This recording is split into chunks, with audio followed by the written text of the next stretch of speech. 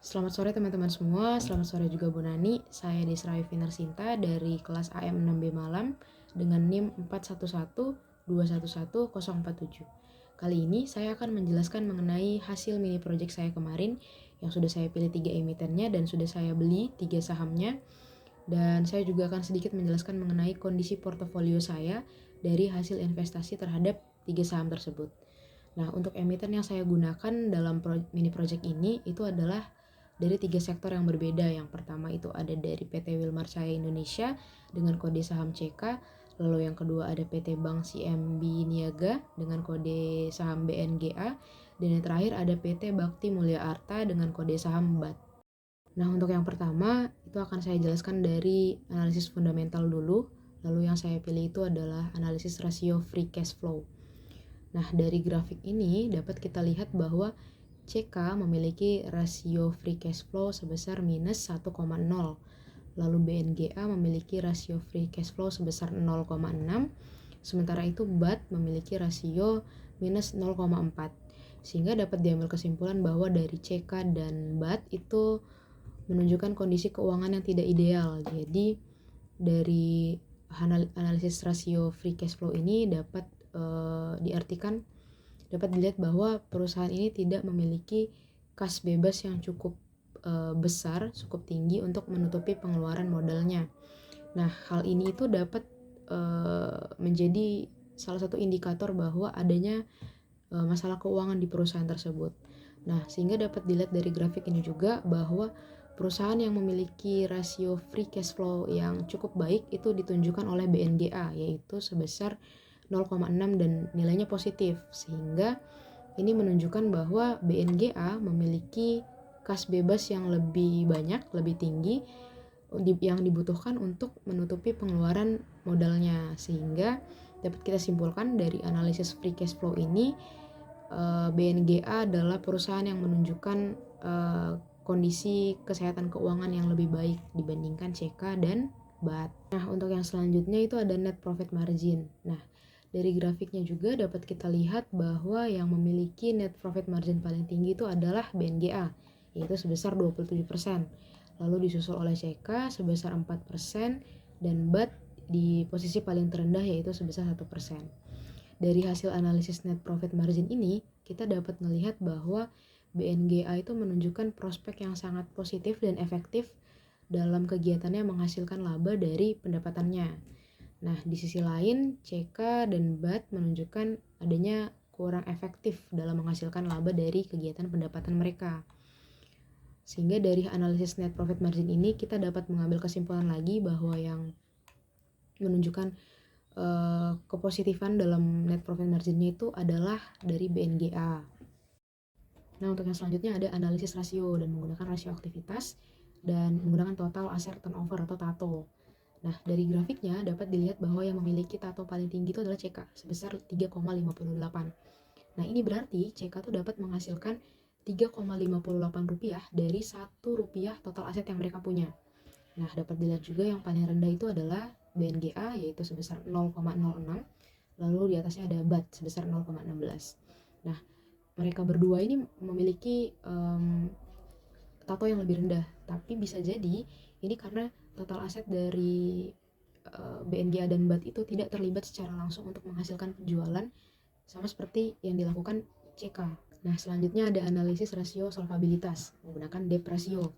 Dapat dilihat dari grafiknya bahwa CK memiliki rasio utang sebesar 0,10%. Nah, ini adalah rasio utang yang relatif rendah dan menunjukkan bahwa hanya kecil dari aset CK yang dibiayai oleh utang dan sebagian besarnya masih dibiayai oleh ekuitas yang dimiliki oleh CK. Lalu BNGA memiliki rasio utang yang cukup tinggi dibandingkan dengan CK yaitu sebesar 0,85%, menunjukkan bahwa sebagian besar aset dari BNGA itu kemungkinan dibiayai oleh utang. Lalu ada BAT yang memiliki rasio yang juga lebih rendah dari BNGA tapi lebih tinggi dari CK yaitu sebesar 0,4%. Nah, untuk yang selanjutnya itu ada analisis rasio likuiditas menggunakan quick ratio. Nah, dapat dilihat dari grafiknya kalau CK memiliki rasio yang cukup tinggi yaitu sebesar 6,94. Ini menandakan bahwa aset liquid yang dimiliki oleh CK itu cukup untuk memenuhi kewajiban jangka pendek dari perusahaannya. Nah, ini menunjukkan dan menempatkan bahwa si CK ini berada dalam posisi yang cukup kuat sebagai suatu perusahaan. Lalu ada BNGA dengan quick ratio sebesar 1,09. Ini menunjukkan bahwa aset liquid yang dimiliki BNGA itu setara dengan kewajiban jangka pendeknya. Selanjutnya itu ada bearish and bullish. Yang pertama saham CK. Untuk bearishnya sendiri saya ambil indikatornya itu adalah tren harga. Jadi dalam masa investasi kemarin ada 1 minggu di mana saham CK ini harganya turun dari 1.870 untuk per lembarnya itu jadi 1.850 dalam seminggu. Lalu untuk bullishnya saya ambil dari kinerja keuangan. Jadi dapat dilihat bahwa selama 4 tahun belakangan, 4 tahun terakhir itu pertumbuhan pendapatannya CK itu cukup konsisten, positif dan terus baik. CK juga tidak pernah ada kerugian, sehingga saya mengambil bahwa bullishnya adalah pertumbuhan pendapatannya yang konsisten. Lalu untuk BNGA sama, untuk bearishnya juga saya ambil dari tren harga. Dapat dilihat dia pernah menyentuh 1.895 untuk per lembar sahamnya, lalu dalam 1 minggu turun menjadi 1.835. Lalu untuk bullishnya juga sama seperti CK, saya ambil dari kinerja keuangan dan dia juga menunjukkan kegiatan yang positif selama 4 tahun terakhir, pendapatannya terus bertumbuh secara konsisten dan terus positif pastinya. Lalu ada BAT itu juga dalam seminggu terakhir dia tren harganya turun, jadi dari Rp480 untuk satu lembarnya itu turun jadi Rp400. Nah untuk bullishnya juga saya ambil dari kinerja keuangan dan BAT juga mencatat bahwa mereka mengalami pertumbuhan pendapatan yang konsisten selama 4 tahun belakangan ini. Nah untuk selanjutnya dari other information saya ngambil aksi korporasi. Nah dapat kita lihat yang pertama itu ada CK. Pada tahun 2022 dan 2023 CK itu tidak melakukan aksi korporasi sehingga tidak ada hal yang berdampak pada sahamnya mereka. Lalu yang kedua ada BNGA, mereka pada tahun 2024 ini melakukan aksi korporasi, yaitu melakukan penjualan kembali saham treasury 0,76% dari total saham yang sedang beredar. Ini dilakukan untuk memenuhi ketentuan dari Bursa Efek Indonesia dan untuk mengurangi jumlah saham yang sedang beredar. Lalu yang terakhir dari PT Bakti Mulyarta atau BAT, itu dia belum ada sama sekali rencana untuk melakukan aksi korporasi. Nah selanjutnya ini adalah portofolio saham saya per 22 Juni 2024. Dapat dilihat bahwa dari portofolio saya menunjukkan hasil yang positif ditandai dengan warna hijau, artinya adanya sebuah profit yang dihasilkan dari saham-saham yang saya beli. Nah dapat di breakdown satu-satu. Yang pertama itu ada CK. Sebelumnya saya belinya harganya 186.000 untuk satu lotnya. Per 22 Juni harga per lotnya itu sudah 188.000, sehingga dia menghasilkan profit sebesar Rp2.000 atau dalam satuan persen itu sebesar 1,08%. Lalu ada BNGA. BNGA itu sebelumnya harga belinya itu 164.000, per 22 Juni harganya sudah 171.000. Jadi saham ini menghasilkan 7.000 untuk profitnya dan dalam satuan persen itu profit yang dihasilkan yaitu 4,27%. Lalu ada BAT. Untuk BAT itu awal beli saya harganya 32.600 dan di per 22 Juni juga harganya 32.600. Sehingga untuk saham BAT itu tidak ada loss, tidak ada profit, hanya break even saja.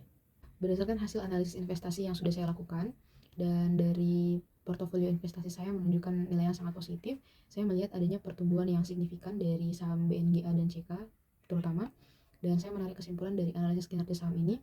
Yang pertama itu ada BNGA.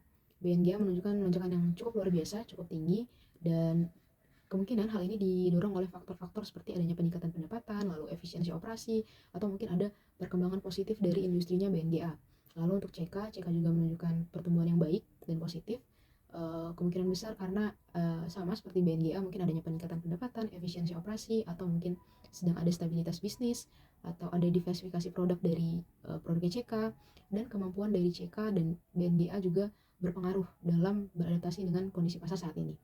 Lalu untuk BAT, walaupun tidak menunjukkan adanya peningkatan, tapi dapat ditarik kesimpulan juga bahwa BAT sedang mengalami kinerja yang cukup positif dari kegiatan perusahaannya. Sehingga saya dapat menarik kesimpulan bahwa kinerja portofolio saya saat ini sedang berada di posisi yang menguntungkan, terutama dari kinerja positif yang dihasilkan oleh BNGA dan CK, memberikan kontribusi yang sangat signifikan terhadap keberhasilan investasi saya saat ini. Nah, menyadari hal ini, saya menarik kesimpulan bahwa strategi selanjutnya untuk kedepannya yang saya akan terapkan adalah saya akan mempertahankan kepemilikan dari 3 saham ini, akan saya hold. Saya yakin bahwa prospek pertumbuhan dari BNGA, CK, dan BAT itu masih sangat menjanjikan di masa depan. Faktor-faktor yang akan mendorong kinerja positif mereka saat ini seperti peningkatan pendapatan, lalu efisiensi operasi atau adanya perkembangan industri, diprediksi akan terus berlanjut ke masa depan. Namun, saya masih akan terus memantau kinerja saham-saham ini secara berkala, karena ini dilakukan untuk memastikan bahwa strategi investasi saya tetap relevan di kondisi pasar yang bisa berubah-berubah. Lalu, jika diperlukan, saya akan melakukan penyesuaian strategi untuk memastikan keuntungan dari investasi ini dan meminimalkan risiko. Sekian presentasi dari saya mengenai mini project dan portofolio investasi saya. Mohon maaf jika ada salah kata yang saya ucapkan, dan semoga presentasi ini dapat berguna dan dapat dimengerti oleh rekan-rekan semua.